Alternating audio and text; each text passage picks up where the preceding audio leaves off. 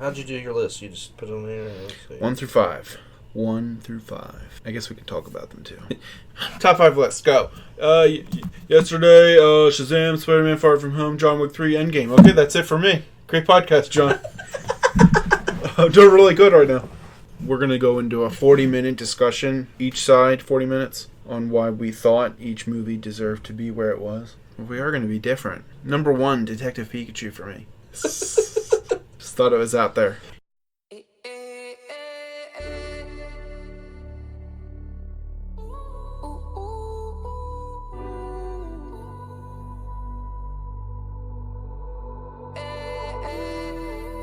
There's only one man who would dare give me the raspberry. Lone Star! You got your list? Did you make a list on here? Yeah. Nice. What do I do now? How do I get out of that? I don't know. What I is this? just want to get off that so I can just read them all. You didn't make a name. Oh, jeez. So just say top 5. Okay. Now you have a list in here? There. Top 5. All right. Gotcha. Which I I got more than that, but whatever. I got top 8, but I'll just do the whatever. You can do whatever you want. All right. Top 5 with 3 honorable mentions. And then also... I'm coming into this with trying very little okay, gotcha. of what's currently happening. Yeah. So they'll do like honorable mentions. Like it was good, but I had to kick it off the list. And then they might talk about movies that they haven't seen yet. Like I know Long Shot, that one with Charlize Theron. Okay. Oh yeah. And that actually comes out on DVD this week. So it comes out on DVD? Yeah, so we could watch that because it came out. That's perfect. We could watch that and whatever, and then the other I wanted to see it. The other one was Booksmart. I heard was good. Booksmart. The girls, they said it was like the girls' version of Superbad. Okay, I remember hearing about that. Yep. And then there's another one that's on like DVD called Under the Silver Lake. Okay. And I heard it today was like a few people's favorites. Perfect. All right. Well, let's start off with what do you think the top 5 movies of the year is? Are we recording right now? We've been recording. Oh my god! Just trying to capture the magic, John. Awesome. All right. So I'll go with my number 5. Sure. All right. Go for number 5. All right. My number 5 is Shazam. Shazam was directed by David F. Sandberg. It was that was the first movie of this year that actually was good to me. I gave it 4.5 stars. It's probably a 4-star movie out of 5. I think out of all of the superhero movies, yeah, this one just kind of seemed lighthearted, kind of like yeah. Tom Hanks in Big. Yeah, you just felt like, oh man, you're rooting for the guy the whole time. Yeah, and it was a good spirited movie. But the premise of it's really cool. Yeah, it was a good spirited movie. The kids were great in the movie. Yep. Zachary, how you say his name? Levy? I think it's Levy. Levy or Levi. Yeah. I wasn't sure about him at first, but he was good. But to me, it was the kids. They did really well, and it was actually a kind of a fun ending. The last act when they were at the circus or the fair or whatever. The fair, yep. Yeah. So that's my number 5. Yeah, I liked it that they brought the whole family in and made them all Shazams. So yeah, that was awesome.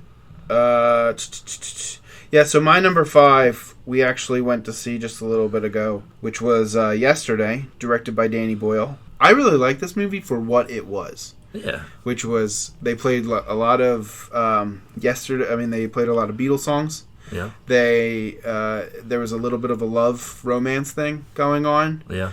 They kind of swapped the parts a little bit. Where it's usually the guy making all the dumb mistakes and ending up in the friend zone. And in this case, it was the girl actually making all of like, I'll drive you anywhere you want to go, and I'll even be your roadie for completely free, only because she liked him a lot and he couldn't see it. Yeah.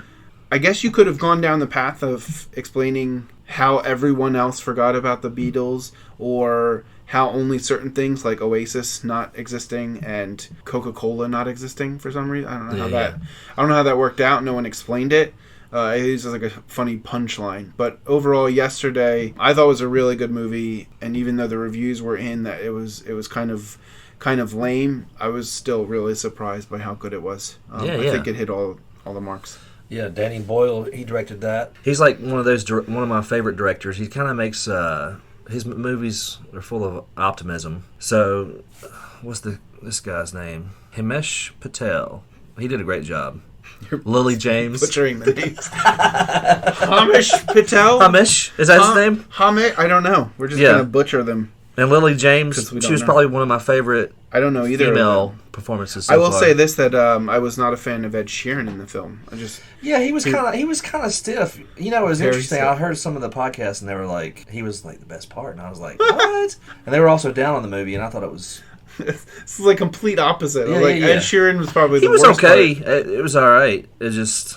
If he felt stiff in it. All right. Okay, cool. We'll go to number 4. Let's go to number 4 then. All right, my number 4 is Hotel Mumbai, directed by Anthony Maras. I'm going to butcher another name.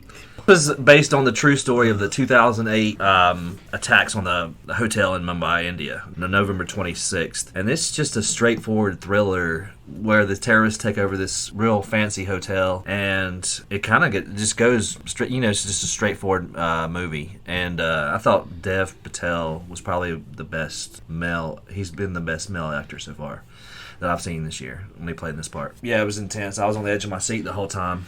I rented this movie. Anyways, check it out. It's got Armie Hammer. I didn't see that one. Yeah, it's really good. All right, so my number 4 is Shazam, so we don't need to go talk about that too much. All right, so we can go to number 3. All right, my number 3 was Yesterday. So, okay. Yeah, I kind of had it. I don't know. I was kind of swayed by other critics, but I actually enjoyed that movie.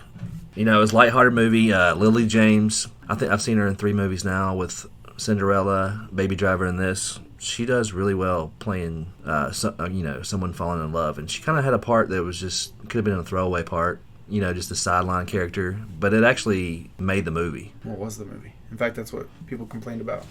Yeah, it was too much of like, you know, this guy, you know, has his power, and it's kind of, I guess people were upset, like, well, he didn't really get his comeuppance because he basically lied.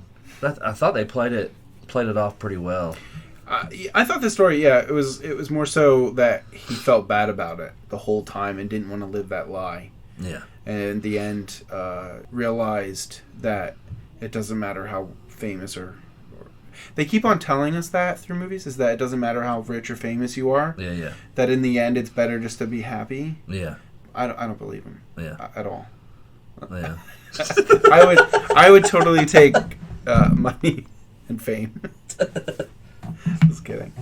All right, so my number 3 was actually Spider-Man: Far From Home, and we had just seen that movie. Yeah. And I thought, okay, this is could be number 1 overall, or it could be it's definitely in the top 3. Yeah.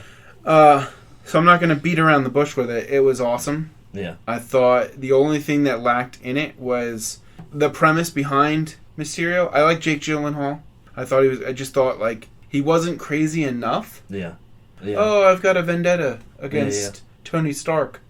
Sorry, everyone, but I just need to create something for myself. He kind of felt like the villain in Iron Man 3. Yeah. Yep. He was slighted by Tony Stark. Yep. A little zany. Which tells you how many villains has Tony Stark created. Yeah.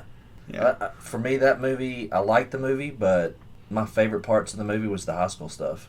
When it got to the action, I was kind of bored a little bit. It was a little boring, only because they were trying to make it look boring. Yeah. Careful not hitting the table. Come on, John! We've got pork. Yeah. We've got to make the bacon here. All right. So I just think like it was a really good movie. Yeah. And that sets us up for number 2. Number 2 is where I have Toy Story 4. That wasn't even in my top 5, man. I liked it. Wasn't even in my top 5. You know, it's funny because my daughters, they were like, it's all right. But I actually laughed the whole time. I thought it was the funniest Toy Story. The Key and Peele characters, they were great. I'll say they were the best out of it. It kind of had a little bit of horror to it with the dummies. And yeah, they felt like the... it just reminded me of the ones on the cover of like R.L. Stein books. Oh, yeah. That kind of dummy, because it looked exactly like that dummy. Yeah. So yeah, that's what I was thinking of. But yeah, the Key and Peele thing, where I actually forgot that. That was like the hardest I laughed was them like having different scenarios for getting rid of, just like knocking off the family. I'm like sweating, and I'm sitting there like, what? Nice. What's your number 2? All right, so number 2 for me, I actually didn't put Toy Story 4 because I felt like there were times when I was just bored through the movie. So the plot line, just kind of, I could care less what happens to Sporky, and that was a main plot line for the whole movie. It was like, oh, keep Sporky alive. And I was like, you could dump him. The girl's gonna forget about him. Really, like let's be honest about that. The girl's gonna forget about him. My number 2, it might be out there because it's just a kung fu movie, really. Oh yeah. But it's John Wick 3. Yeah. Took me by surprise because I wouldn't have put John Wick 2 anywhere in top 5 of the year. But John Wick 3 just kind of went back to the roots of the John Wick series. And Keanu Reeves, like, riding the high of... He was in Toy Story 4, too. Riding the high of 2019 right now and just killing it. That one I could have had in my top... I could have had that as my number 2. I had an honorable mention. I love the mythology in it. Yeah. It's probably the best John Wick so far. Let's just throw this out here, though. The whole glass building fighting scene. Yeah. Where it's... 3 stories of just like solid with the and the fighting scene was like, it felt like an hour. Yeah, it felt like hour of the movie. I think that was my biggest setback was each fight scene felt like it lasted 10 minutes, which is and not to mention that the last fight scene was all in the same area, and 3 people. Yeah. Or 3 different sets of people he was fighting, and they all lasted 10 minutes apiece. Yeah. And so we're literally there for like 30 or 40 minutes, just watching them fight, duke it out, and it's long, drawn-out battles. But the scenery for this is under the hotel for some reason. They've built this glass hotel, they've built this glass building. Yeah. And it's underneath the hotel. I don't know. I don't know where it's at. What was really cool though is they go into the safe. Oh yeah! Like at the end of the movie, and they're just like pulling out, and the guy's just sitting there drinking while John Wick's destroying everybody. And I was like, he's the smart one in all of this. But I like the turn of events. It looks like we're gonna get a John Wick 4. Yeah, that looked really cool. Obviously, they would never be like, oh, we're not gonna shut the book yet. Gonna keep on pumping out John Wicks. But yeah, it looks like we're gonna go for a 4, and that's gonna also have Morpheus in it as well. Yeah. So that was my number 2. That's going to lead us to number 1, or what we think number 1 is. So I guess I have to go with Endgame so far. I'm on board with you, man. Endgame was it. I mean, we were most pumped for that movie. Yeah, because I had to watch just about I watched everyone except Black Panther this year. My first time. That was a mistake. That should have started with Black Panther. I know. It was kind of weird, though. I was like, all right, let me see what this is all about. Everybody's talking about Black Panther. And then I was like, all right, I'm going to start all the way through because I want to get on the hype train. Yep. And it was good. Actually, if I had to pick, I know a lot of people like Endgame the best. I liked Infinity War better, I think. Just the pacing of Infinity War I liked better. A lot of people didn't like the ending of Infinity War, but they set up Endgame, basically. Yeah. Okay, so that reminds me of, like, movies where they do, if you remember, like, the end of the Harry Potter film, where it's, like, the last 2 movies are 1A and 1B. Yeah. So, or... Twilight? Or the Twilight series. Wasn't going to bring that one up. There's just one of the movies where they kind of draw out... Hunger Games, 2 movies into one movie. Yeah. One long movie. Which they usually, it's stretched out too much, but they actually needed to for this. Oh my gosh, I felt like the ending of Endgame should have been its own movie. Yeah. It felt like it wouldn't stop. I was when is the closure coming? Gosh, we have to tie up everybody? Yeah. But yeah, Endgame was number 1 for me as well. It was the movie that everybody was looking forward to, and it did not disappoint. No, it was great. It was amazing throughout. I wasn't bored. I cried, I think, a few times. You did? Yeah. It was really sad. It's really sad. Don't let's be honest. I cried. I might have cried during Toy Story 4 a little bit. Oh, there you go. I don't think I don't know if I cried any. And I don't think I cried anything else though. I cried at John Wick. You cried at John Wick? Nice. No, yeah. Own it up. Do you have any honorable mentions? Honorable mentions. I will say that this was one of the movies that I'm not going to say honorable mention. I'm going to say that this is one of the movies that I was really hyped up to see. Yeah. And It wasn't. but it's not good. What? And that was Detective Pikachu. Oh, wow. So this kind of came out of left field. I didn't know they are hyping up this movie for months. Yeah. Ryan Reynolds was teasing the crap out of it the whole time, but the movie itself was really, really boring. The only good thing about it was Ryan Reynolds talking, like his quips, which was awesome. Yeah. But other than that, it was. I could have forgot that movie that even existed. My girls weren't even interested, so I had to dodge that one. I got to dodge it. All right, so any honorable mentions for you? All right, so I got two. One was Dragged Across Concrete, which was a movie with Mel Gibson and Vince Vaughn, and I liked it because it's a cop drama, and it's in the beginning of the movie they both get suspended for roughing up a drug dealer, and it gets recorded on shown on television, whatever. So it's kind of plays off the whole what's going on in today's world, society, and it's kind of interesting to play to cast Mel Gibson in the role because he's already kind of going through his hate, I guess. But it was very interesting to see where that movie went with these two characters, and so basically they get suspended, decide to steal money from a drug dealer, or something's going down. They get a lead that something's going down. Okay. So, anyways, check that out. Dragged Across Concrete. The other one is Her Smell. Her Smell is kind of like a 5-act story of this Courtney Love rocker who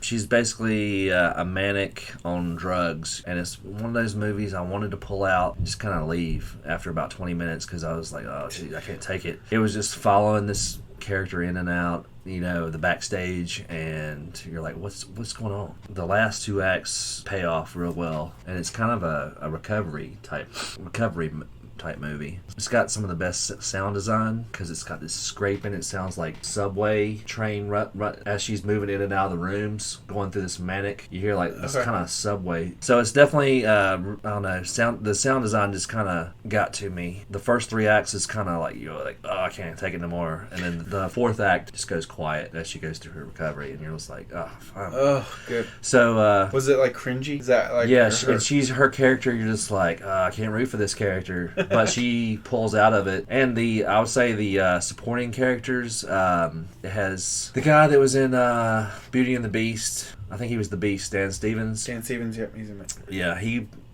plays her ex. What makes it so cringy is he's got their daughter or whatever, and so you see her daughter's back there with them, and she's doing drugs. So it's kind of makes you uncomfortable. It's also got Eric Stoltz, who I haven't seen in forever. Oh yeah. And he's really good as her manager. Okay. And it's got a few Amber Heard. Yep. She plays a rival, and someone else. But it's kind of a girl. It kind of shows. I like it. It shows how girls build each other up, but also support each other even in the dark times. Okay. So I don't know. That one might actually move up on my list as time goes on. You're like top 5. I don't know if I watch it again, I would probably just fast forward through the first part just because it makes you feel so uncomfortable. Skip the first half. Of the movie, yeah. And then it gets good. But that's it. Okay. Well, that's our top 5 for 2019. And this is our it's like a scrimmage practice. Yeah. So we are good very at it rough We're not right good now. at it.